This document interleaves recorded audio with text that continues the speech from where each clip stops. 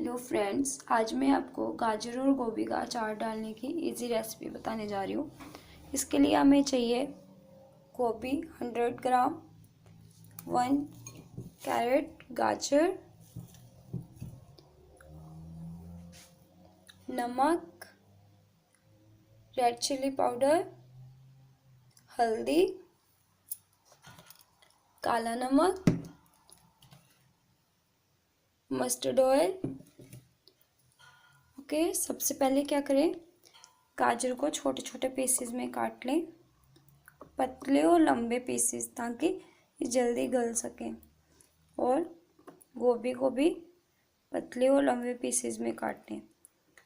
चलो स्टार्ट करते हैं। सबसे पहले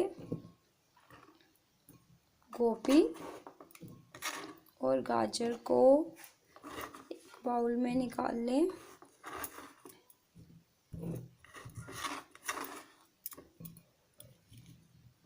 इसमें निकालने के बाद इसके अंदर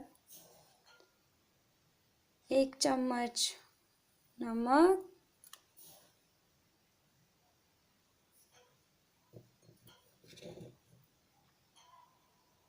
red chilli powder, half spoon turmeric powder. नमक अगर आप ज़्यादा लेते हैं तो थोड़ा और डाल सकते हैं। और हाँ, अगर आप मीठा खाते हैं तो इसके लिए आप इसमें चीनी ऐड कर सकते हैं, बट मैं अभी सिर्फ सॉल्ट वाला बना रही हूँ। तो ये है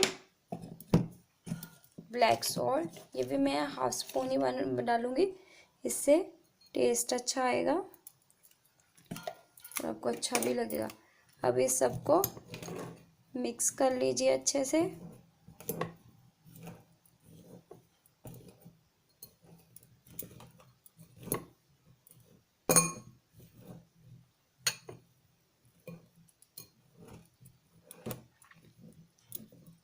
इससे आप, ये बहुत ही इजी रेसिपी है, आप इसको सिर्फ 2 डेज में रेडी कर सकते हो।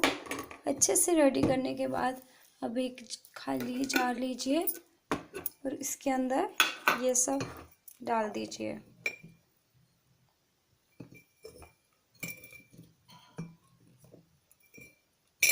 भी गाजर और गोभी है।